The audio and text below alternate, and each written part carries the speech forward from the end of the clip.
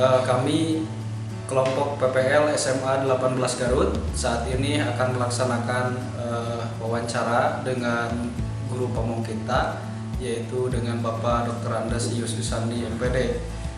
Pada kesempatan ini alhamdulillah kami PPL di kelompok PPL SMA 18 Garut itu berjumlah 4 orang. Saya Yosep, kemudian ada Ibu Siti Marpungah, Bu Tina Mariana, kemudian juga ada Ibu Suhartati. Saksikan kelanjutannya nanti di acara podcast kami, begitu ya. Dan untuk teman-teman di kelas hari ini saya ucapkan selamat pagi, mudah-mudahan kita selalu semangat. Kita lanjutkan, saat ini akan dilaksanakan sharing, diskusi dan konsultasi dengan guru kita, yaitu sekaligus guru pamong kita dalam mata pelajaran Bahasa Indonesia di SMA 18 Garut. Kebetulan alhamdulillah pada saat ini kita berjumlah 4 orang dan guru kita yaitu Bapak Dr. Andes Ius Yusandi MPD sebagai guru pamong kita. Pada kali ini, dalam kesempatan ini, narasumber pada kegiatan ini yaitu kami mengambil guru pamong kita sebagai narasumber. Ini dilaksanakan untuk memenuhi salah satu tugas dari mata kuliah perencanaan dan pengembangan kurikulum yang diampu oleh Dr. Agus Hamdani MPD, begitu. Baik Pak, terima kasih atas waktu dan kesediaannya di jam-jam terakhir saatnya pulang, begitu Bapak telah meluangkan waktunya untuk diskusi bersama kelompok PPL PPG SMA 18 Garut. Dalam hal ini kita berempat ingin diskusi dan konsultasi terkait dengan tujuan pembelajaran, begitu Pak. Kemudian posisi kemampuan peserta didik dilihat dari tujuan pembelajaran tersebut. Kemudian tujuan pembelajaran itu seperti apa, begitu. Kemudian juga unjuk kinerja dari peserta didik, juga mohon kami diberikan arahan, gitu, termasuk kriteria yang akan dinilai untuk dipahami, begitu Pak. Barangkali ada hal-hal yang disaringkan dengan kelompok PPL pada saat ini. Baik, terima kasih. Pada kesempatan ini saya merasa benar-benar seolah guru yang paling bahagia karena memang harus jadi seorang narasumber. Padahal saya sendiri butuh berjumlah sumber. Tapi dengan sejumlah pertanyaan yang telah dimunculkan barusan, ini adalah sebetulnya pekerjaan keseharian yang ditimpan seorang guru.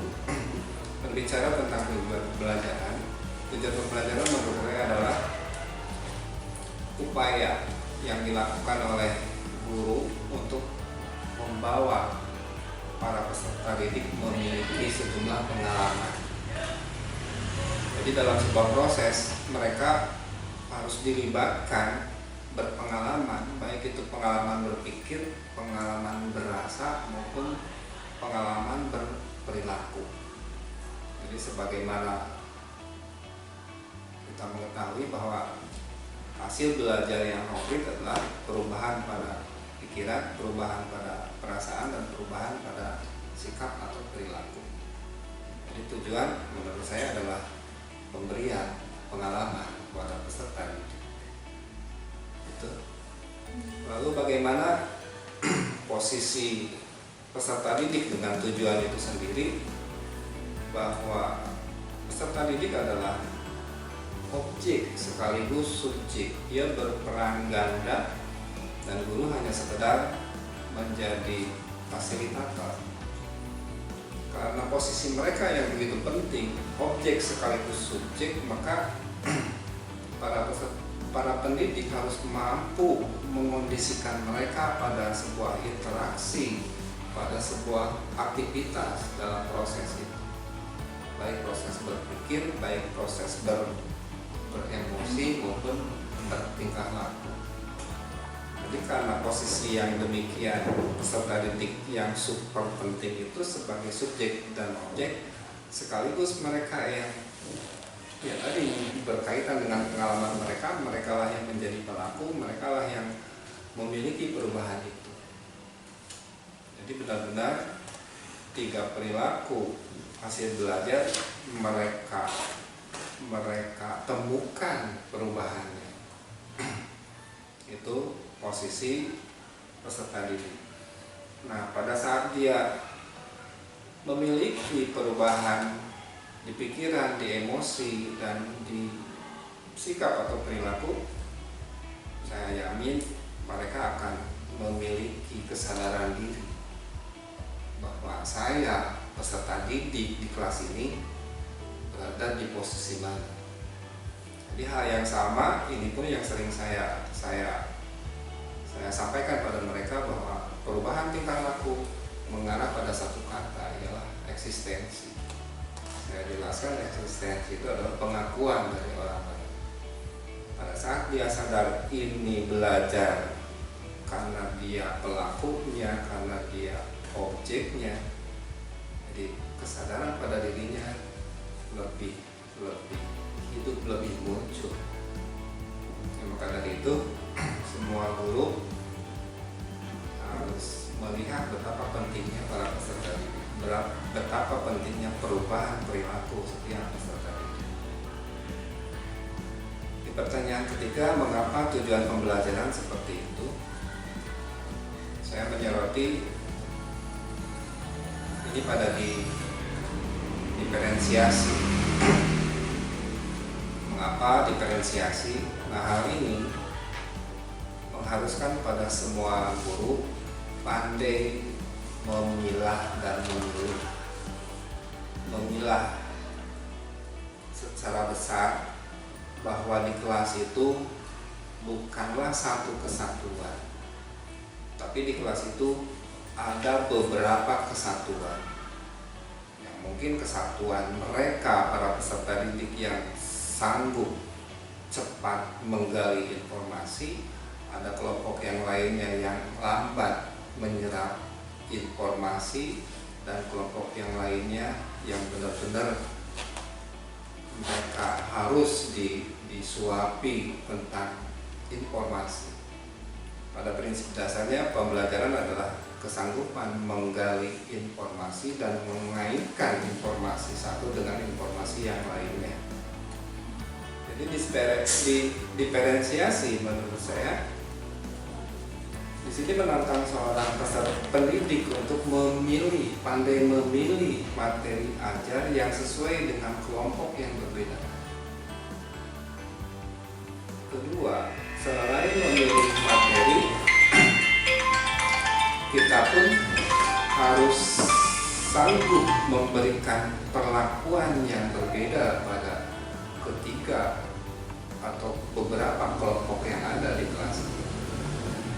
Perlakuan kita pada kelompok yang cepat menyerap informasi mungkin tidak terlalu berat bagi guru. Guru tinggal memberikan tantangan di tahap berikutnya, atau berikan sejumlah pertanyaan yang ada kaitannya dengan materi.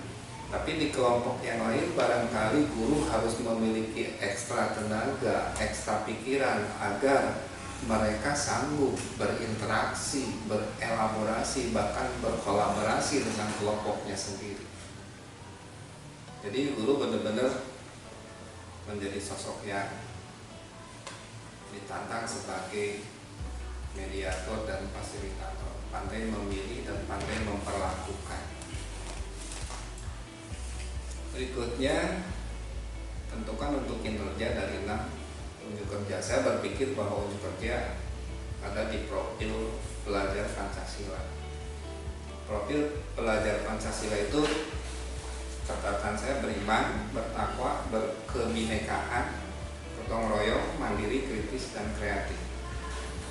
Lalu dikaitkan dengan pertanyaan yang muncul pada unjuk kerja, saya menjelaskan bahwa unjuk kerja itu bukan milik satu mata pelajaran, satu bidang studi.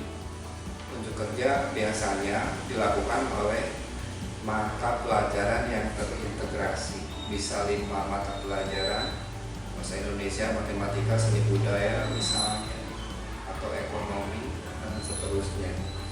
Sehingga di unjuk kerja ini siswa sesuai dengan minatnya, sesuai dengan kemampuannya mampu mengorganisasi sebuah proyek atas binaan peserta pendidik yang menjadi pembimbing di profil pelajar Pancasila. Biasanya ini ditentukan oleh sekolah siapa yang harus mengondisikan kelima, tergantung dari para pendidik yang mengajar di tingkatan itu yang kurikulumnya sudah merdeka. Jadi unjuk kerja biasanya ditampilkan pada akhir semester. Mereka menggelar sebuah pentas yang di dalamnya mengungkapkan atau mencerminkan mata pelajaran yang terintegrasi. Ya, di bahasa Indonesia bisa muncul bagaimana sosok yang menjadi pengatur waktu, pengarah acara atau MC. Isi materi pergelaran bisa saja mata pelajaran yang ada kaitannya dengan seni budaya atau mungkin pelajaran-pelajaran yang lain. Jadi tentang unjuk kerja ini sangat jelas terkait pada PNIP, profil pelajar Pancasila. Ada pertanyaan lain yang muncul, apa kriteria yang akan dinilai untuk dipahami? Kriteria di sebelah sana sebelum rubrik itu ada kriteria kelulusan minimal. Setiap mata pelajaran, setiap bidang studi itu memiliki kriteria kelulusan masing-masing KKM gitu kan. Nah, sementara di kurikulum yang saat ini sedang berjalan, kurikulum merdeka, itu biasanya kriteria ditentukan oleh rubrik.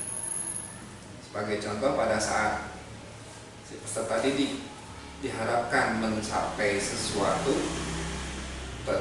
yang ditentukan pada tujuan, maka kriterianya peserta didik BSH berkembang sesuai harapan, atau rubrik yang lain memadai melakukan sesuatu, atau rubrik yang lain mahir melakukan sesuatu sesuai dengan tujuan yang ditentukan pada dimensi dan tema profil pelajar Pancasila. Penentuan tema biasanya ditentukan oleh sekolah. Setelah tema dan dimensi diketahui, misalkan SMA Negeri 18, tema yang diangkat hari ini adalah kebinekaan global dengan mengangkat dimensi gotong royong, mungkin kritisnya, mungkin beriman dan bertakwanya, mungkin, dan ini disepakati oleh stakeholder yang ada di sekolah. Seperti itu, kurang lebih berbicara tentang kinerja yang kita kaitkan dengan tujuan pembelajaran. Baik Pak, terima kasih. Selanjutnya akan ditanyakan oleh rekan saya Pak, yaitu Bu Tina Mariana. Silakan. Baik Bapak, izin bertanya berkaitan dengan unjuk kerja dan keterkaitannya dengan siswa. Ada beberapa pertanyaan yang ingin saya sampaikan. Yang pertama, bagaimana caranya agar bisa memancing siswa agar terlibat dalam kegiatan unjuk kerja? Yang pertama. Yang kedua, situasi seperti apa yang dapat melibatkan peserta didik agar mereka mau terlibat dalam unjuk kerja?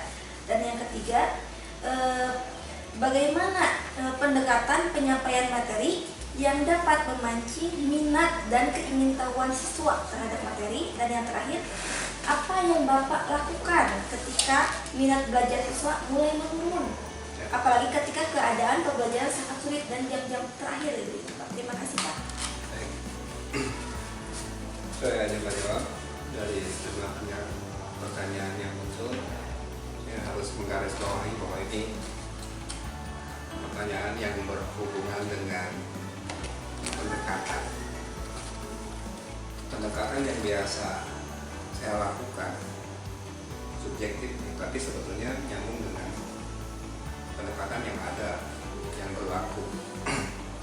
Pertama adalah membangun hubungan baik dengan siapapun, apalagi dengan siswa. Guru dengan siswa harus memiliki hubungan yang baik. Karena tadi bahwa motivasi benar-benar lahir dari hubungan yang baik.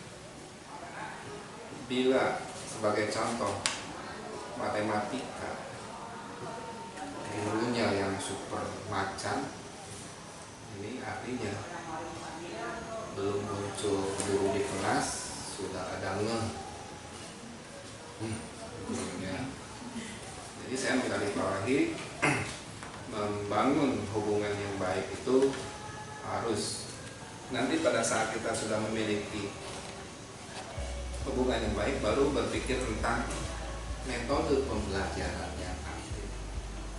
Pada konteks pembelajaran bahasa Indonesia, metode pembelajaran aktif benar-benar harus berfokus pada belajar, pada peserta didik atau student center. Ya, karena tadi nyambung dengan pertanyaan sebelumnya bahwa student pelajar sebagai subjek sekaligus objek, maka guru harus mampu mendorong siswa agar benar-benar merasa sebagai pelakunya, sebagai pelaku pembelajarannya. Nah, kemudian dari metode pembelajaran aktif, yakin proses pembelajaran seperti yang ditulis dirinci pada perencanaan di bagian kegiatan itu benar-benar terbangun dari permulaan, dari hubungan yang benar-benar sudah baik, didukung oleh metode yang mengharuskan siswa sebagai sumber sentralnya, maka rangkaian kegiatan dari tahap 1 sampai dengan tahap akhir akan terjalin dengan rasa yang nyaman. Jadi pemilihan pendekatan, pemilihan metode ini harus benar-benar guru yang mengondisikan. Pendekatan yang lain kita bisa saja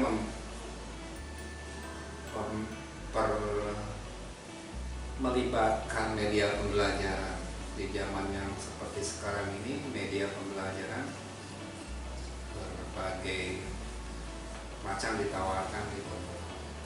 Tapi ya paling tidak pada saat WiFi tersedia, mungkin pemilihan apa sih tadi, pemilihan media pembelajaran pun bisa lebih bervariasi. Atau mereka lebih suka melakukan bermain peran, atau mereka lebih suka dengan main game. Nah, ini yang sedang gandrung.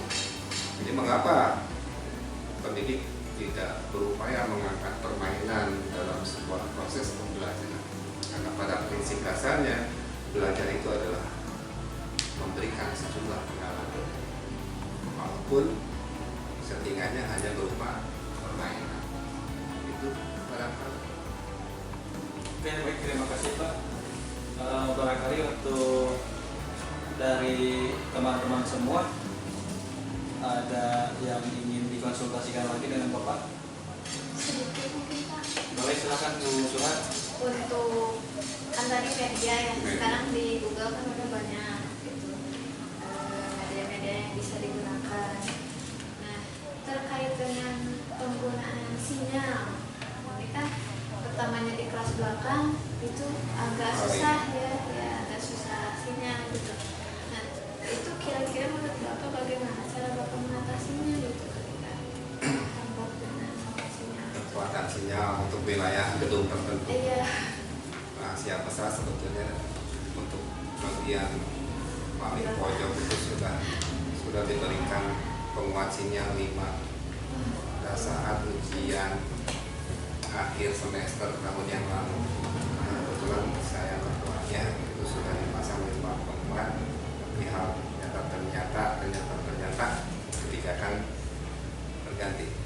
Pada saat kita dipengaruhi sinyal dengan posisi kelas yang berbeda, sekolah sudah memiliki ruangan khusus dengan media. Ada smartboard. Nah, smartboard ini bisa dipergunakan secara moving class. Siapa saja yang akan menggunakan bisa bergeser kelasnya, tidak di kelas yang lemah sinyal, tapi benar-benar memberdayakan smartboard ini. Yang namanya juga smartboard berarti kita tinggal akses kurang lebih seperti itu. Dan juga saya menambahkan ya Pak sedikit, jadi memang terkait dengan media pembelajaran, memang betul kalau kita menggunakan internet dadakan di kelas, permasalahannya mungkin ada beberapa kendala. Tetapi untuk penggunaan media pembelajaran seperti yang telah dilakukan oleh Bu Tina sama Bu Siti Malpua, solusinya adalah kita menyiapkan dulu media pembelajarannya, misalnya memerlukan video di YouTube. Solusinya adalah video tersebut diunduh dulu. Jadi ketika di kelas kita tidak langsung membuka YouTube, tapi membuka unduhan. Kalau sudah terunduh kan tidak ada kendala. Kemudian media-media yang lainnya dihindari untuk mengakses internet di saat proses pembelajaran berlangsung. Tapi media-media yang kita perlukan sebelum masuk ke kelas itu memang sudah disiapkan di file yang memang akan diputar gitu. Jadi kendala yang di kelas sebelumnya tidak terjadi di kelas buah misalnya, karena kita sudah mengantisipasi kemudian seperti itu Bu Suharya. Barangkali untuk selanjutnya terkait dengan pertanyaan, kalau bahasa Indonesia itu dibacanya wereto gitu kan. Wereto. Ya, karena konsep bahasa Indonesia itu apa yang dilihat itu yang dibaca. Untuk diskusi materi lembar kerja poin E, nah, silakan akan disampaikan oleh Bu Siti Malpua. Terima kasih. Bapak ingin bertanya bagaimana agar peserta didik tersebut itu terlibat aktif dalam mengeksplorasi ide-ide dalam proses pembelajaran seperti itu. Lalu asesmen yang dilakukan itu asesmen seperti apa agar bisa mengukur kemampuan puncak peserta didik seperti itu. Ya. Sesuai dengan tahapan bahwa ada diagnostik dan juga formatif. Dari diagnostik kita benar-benar mengumpulkan data informasi dari awal, sehingga akhirnya melalui diagnostik secara klasifikasi psikologi, emosi, bahkan ekonomi itu bisa terpilah melalui asesmen diagnostik. Di tengah-tengah pada saat proses pembelajaran berjalan, maka guru bisa melakukan asesmen formatif, perubahan sikap tingkah laku selama siswa berproses berbelajar, melakukan aktivitas dalam pembelajaran. Mereka memperoleh langsung penilaian, sehingga asesmen diagnostik dan asesmen formatif tidak bisa kita lepas. Dari kedua asesmen itu muncullah upaya mengolah informasi yang ada, sehingga dari informasi yang ada kita mampu mengklasifikasi perlakuan atau langkah-langkah yang harus dilakukan untuk mempengaruhi atau memberikan pengalaman pada kelompok ini atau pada kelompok yang lain. Kurang lebih seperti itu. Ya, terima kasih Pak. Boleh kita lanjutkan ya ke Bu Suhar untuk mendiskusikan terkait dengan poin R. Aktivitas. Baik Pak. Ini kan pertanyaannya cukup panjang, tapi kami meringkas itu pertanyaannya. Yang pertama, kegiatan yang Bapak lakukan, detailnya itu seperti apa gitu, kegiatan persepsi. Jadi kegiatan persepsi untuk memikirkan kembali gitu, mereview materi yang sebelumnya,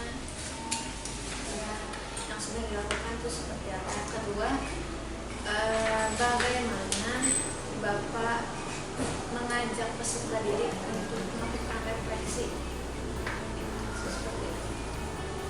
Dari pertemuan pembelajaran di kelas tadi sebetulnya sudah tercermin apa yang harus guru lakukan di bagian persepsi. Ternyata kita bisa menemukan bahwa sebuah lagu ini bisa menjadi satu ice breaking bagi mereka, bahwa lagu nyanyian itu benar-benar akan mampu memancing emosi mereka. Kondisi awal sebuah pembelajaran adalah sudah siapkah mereka mengikuti apa yang akan kita capai di pertemuan itu.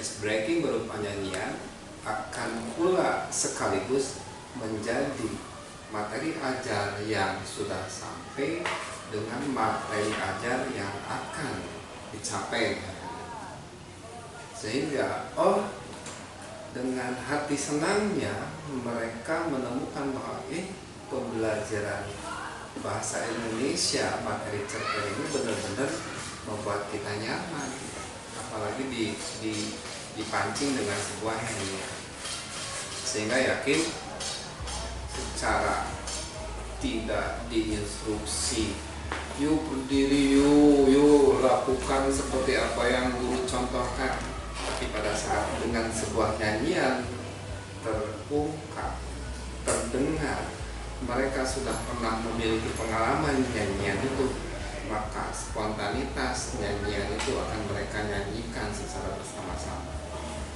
Saat mereka bernyanyi, yakin suasana hati sudah mengarah pada satu ke penempatan zona nyaman itu.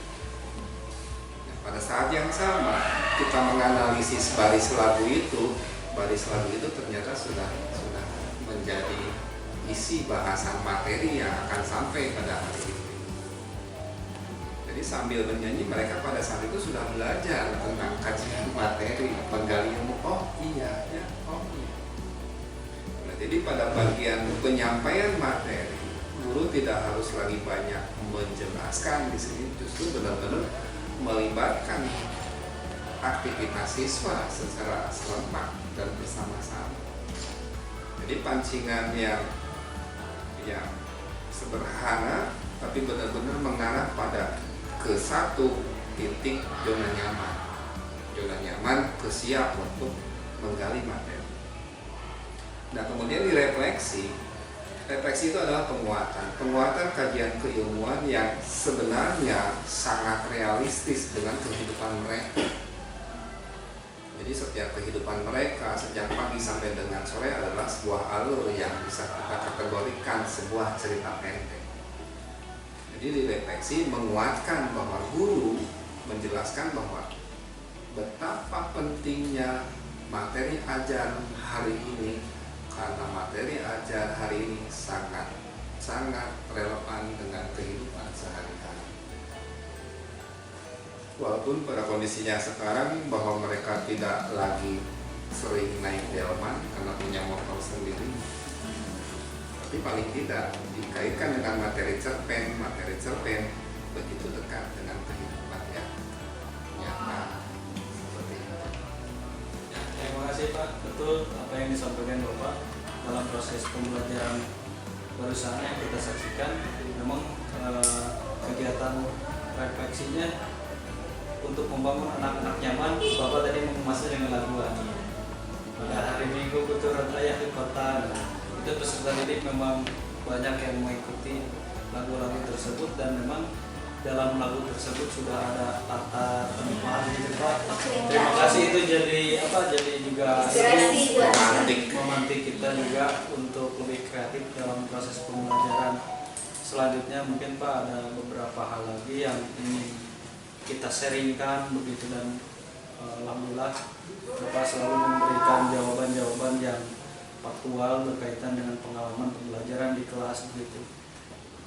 Ini ada kaitannya dengan bagaimana lah tipsnya Bapak gitu, caranya peserta didik dibimbing dalam penilaian diri, evaluasi diri, dan penyesuaian begitu Pak. Kemudian bagaimana cara mendorong keterlibatan peserta didik dalam evaluasi diri di akhir untuk mengidentifikasi diri peserta didik, terus juga menetapkan tujuan masa depan gitu. Terus juga memiliki dorongan semangat belajar agar motivasi belajar peserta didik juga dapat meningkat gitu Pak. Kemudian peserta didik juga didorong atau dibantu untuk melihat dari apa yang telah mereka pelajari begitu, apa yang dibutuhkan penyempurnaan dari hasil proses pembelajaran, apakah ini perlu dikuatkan kembali atau tidak begitu Pak. Barangkali bisa saya disaringkan ke kita begitu. Ya. Berawal dari pendekatan yang pernah dilakukan tadi, yang pernah saya paparkan tadi, berawal dari membangun hubungan baik, maka jawaban saya hari ini untuk pertanyaan kali ini, maka angkatlah perhatian itu. Sekecil apapun perhatian kita pada peserta didik, ini adalah motivasi terbesar. Apalagi di usia yang benar-benar segede ini, sudah melewati masa remaja, perhatian itu akan benar berasa. Jadi emosi benar-benar kita ajak untuk merasakan, menikmati pengalaman. Jadi dari perhatian itu kita bangun sebuah lingkungan yang menyenangkan antara pendidik dengan peserta didik, sehingga lingkungan yang menyenangkan itu semakin menguatkan kegiatan bersama dalam proses menggali ilmu, mencapai pengalaman bersama. Nah, selanjutnya tidak pernah lupa apresiasi bahwa kegiatan mereka, perubahan mereka dalam mencapai pengalaman itu benar-benar mendapatkan apresiasi. Jadi perhatian, lingkungan yang baik, kemudian apresiasi yang kita berikan kepada mereka, benar-benar ini akan menjadi sebuah motivasi yang luar biasa bagi mereka. Kalau kita pinjam sayur air aso, sentuh dia tepat di hatinya. Tukar atau sekali. Ya, pasti ya mau dibawa kemana mereka itu akan benar-benar merasakan nyaman, karena lingkungan yang kita kondisikan adalah lingkungan yang menuju kenyamanan itu. Nah, setelah mereka berpengalaman, berproses, mereka memperoleh apresiasi, dan itu sangat luar biasa. Dan apresiasi itu sangat dekat dengan evaluasi.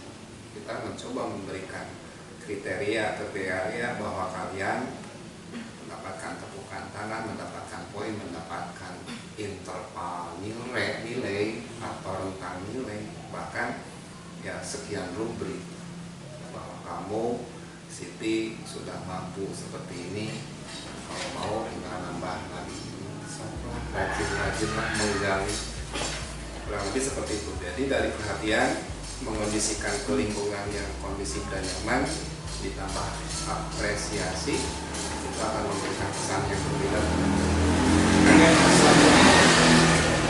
Akan disampaikan oleh Bu Tina.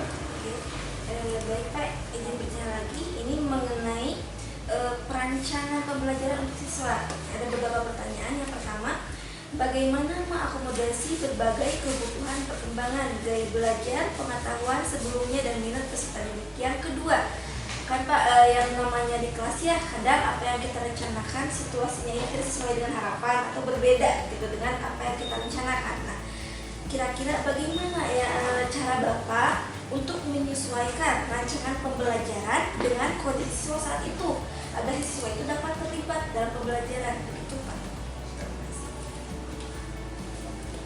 Sosok guru adalah sosok guru yang wajib menjadi sosok yang harus digugu dan ditiru. Maka metode-metode yang kita ajarkan untuk mereka agar bisa menyerap informasi lebih kontekstual. Yang saya maksud lebih kontekstual itu bahwa betapa mereka memiliki harapan besar bila mereka memiliki ilmu. Bisa dikaitkan dengan pembelajaran agama, misalkan janji Allah itu akan meninggikan derajat orang yang memiliki ilmu. Jadi sebelum proses pembelajaran atau pemberian penggalian materi yang harus mereka capai, alurnya disodorkan pada persepsi bahwa betapa pentingnya ilmu ini. Maka semua siswa harus bisa fokus dan merasakan manfaatnya. Pada saat mereka ngedrop, dikembalikan lagi pada tujuan, diingatkan lagi tujuan itu, bahwa betapa ilmu ini memiliki kepentingan yang luar biasa. Kepentingan yang terdekat adalah perubahan tingkah laku, pengertian jangka panjang bahwa ilmu yang kita miliki ini bisa berdampak pada peninggian derajat. Manusia mana yang tidak mau derajatnya rendah, kurang lebih seperti itu.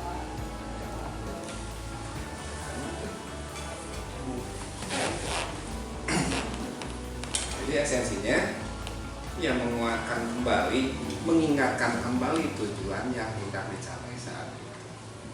Mengingatkan kembali pada saat anak kembali kekeh, motivasinya harus atau tidak tertarik dengan situasi yang dipengaruhi oleh di luar kelasnya. Dicoba dulu kan, fokus dan kembali mengingatkan tujuan yang hendak dicapai saat ini. Dengan penguatan bahwa refleksi di masa depannya bahwa ilmu ini akan mencoba mengangkat derajatnya, kurang lebih seperti itu. Baik, begini Pak, mungkin ya. Jadi seorang guru itu harus fleksibel mungkin ya. Ketika situasinya berbeda dengan rencana pembelajaran, yang penting kita fokus pada tujuan pembelajaran, begitu Pak ya. Itu dulu. Mengingatkan kembali. Ada kedua pertanyaan. Apa? Sebelum masuk ke pertanyaan terakhir, saya mau bertanya dulu Pak terkait mengenai keaktifan peserta didik, apalagi di jam terakhir ya Pak. Yang saya rasakan itu ketika di jam terakhir itu susah untuk membangkitkan semangat dan membuat peserta didik itu aktif dalam proses pembelajaran. Menurut Bapak, bagaimana cara mengaktifkan atau peserta didik itu terlibat aktif dalam proses pembelajaran, apalagi di jam siang seperti itu? Jam-jam rawan. Jam rawan. Subjektif lagi nih jawaban. Tapi mudah-mudahan subjektifnya jawaban saya betul-betul ada landasan ilmunya. Secara personal, guru adalah sosok yang tidak boleh marah.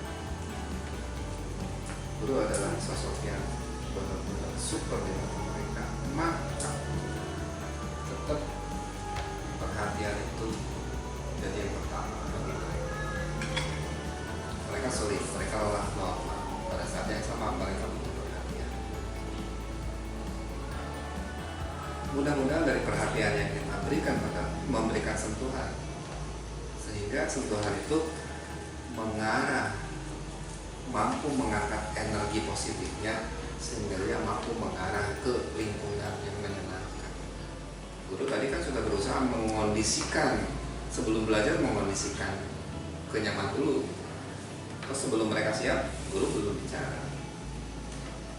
Jadi mulai dari perhatian kecil, spesial untuk siswa yang seperti itu, yang dianggap sulit, perhatian itu akan memberikan energi yang berbeda padanya. Pada saat dia memiliki energi yang berbeda dari sebuah kondisi tertentu, saya yakin bahwa ini adalah pintu ke zona nyaman, zona ke lingkungan pembelajaran. Ya, apalagi dikuatkan dengan yang saya sampaikan tadi bahwa di bagian akhir apresiasi itu akan semakin menguatkan.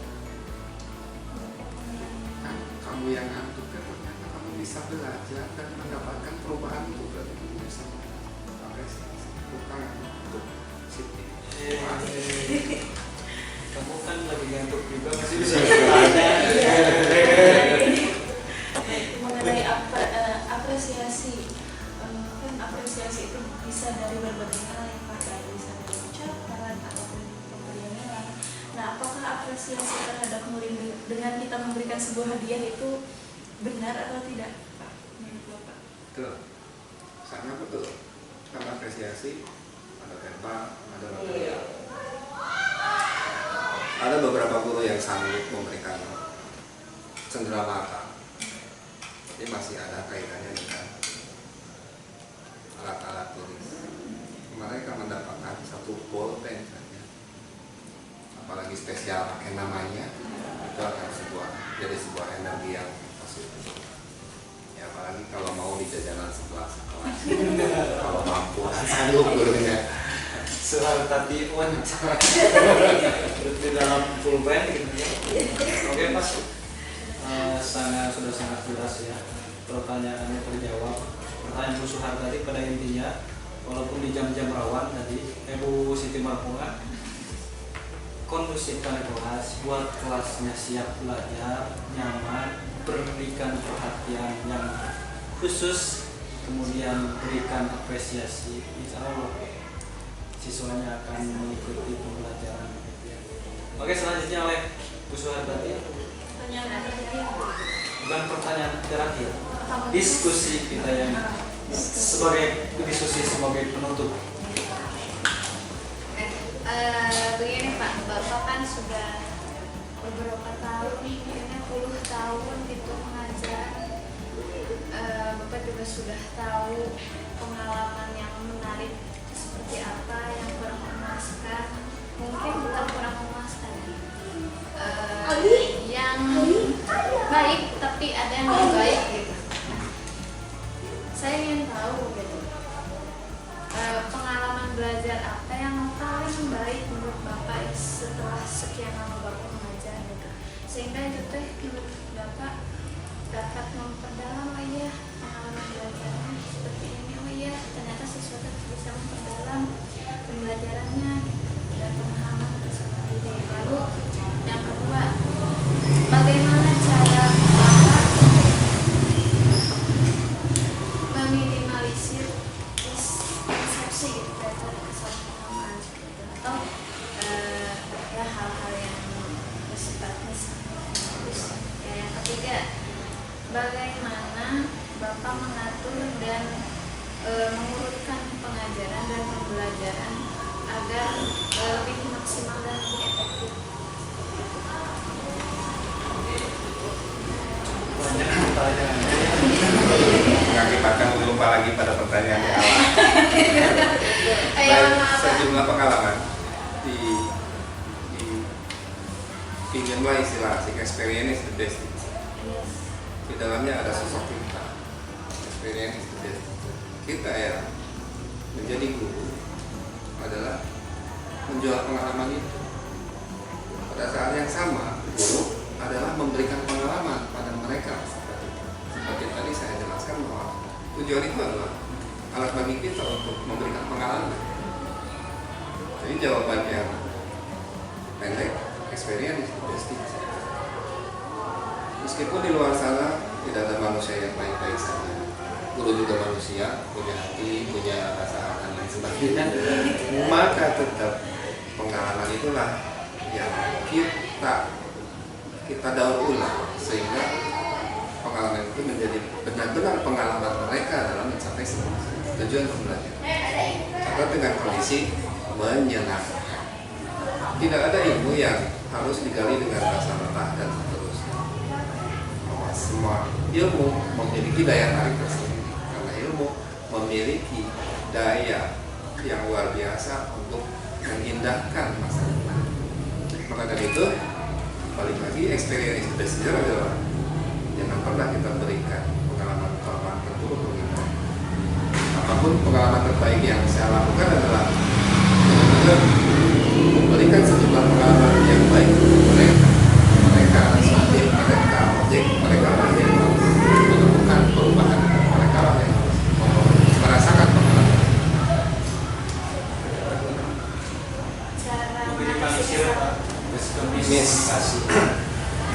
dengan gaya yang tidak terlalu bersemangat, dengan gaya yang santai-santai saja, perlahan tapi pasti, itu adalah yang terbaik.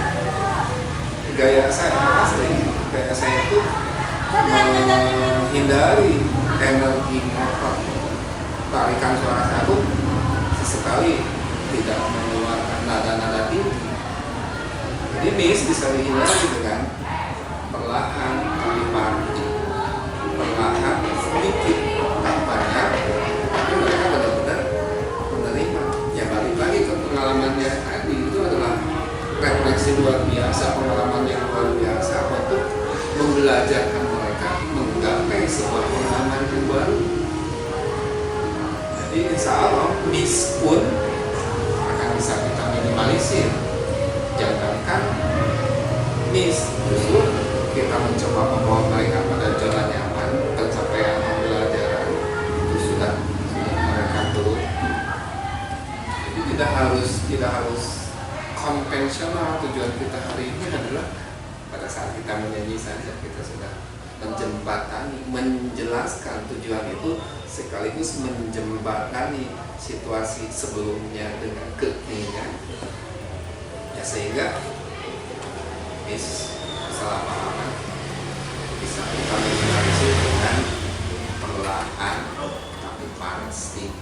Itu sudah biasa pasti. Party kan bahagia. untuk mengatur itu Pak, untuk mengatur supaya proses pembelajaran itu lebih lebih efektif, terus juga terstruktur, maksudnya dilaksanakan secara bertahap. Iya. Itu yang dilakukannya seperti apa? Maksimal. Tidak pernah lepas dari rencana didukung oleh pengalaman sekian tahun, maka rencana itu sudah benar-benar tertulis dan terbaca di depan mata. Balik lagi tadi lah. Oke. Terbaca. Alhamdulillah diskusi kita di kelompok PPL SMA 18 Garut telah selesai. Guru pemong kita telah memberikan dan berbagi pengalaman serta ilmunya kepada kami semua. Terima kasih banyak Pak. Ya. Yang luar biasanya ini adalah jam-jam terakhir. Jangankan yang ditanya, yang menanya saja. Bu Siti Papua tulutan tadi teh. Baik, terima kasih. Kami khususnya mahasiswa PPG dan kemudian guru kami Bapak Dr. Andes Yususan DMPD. Jika ada kata-kata yang kurang berkenan atau misalnya kurang baik, mohon dimaafkan. Ditutup dengan kata Wallahul muwaffiq ila aqwamit thoriq. Assalamualaikum warahmatullahi wabarakatuh.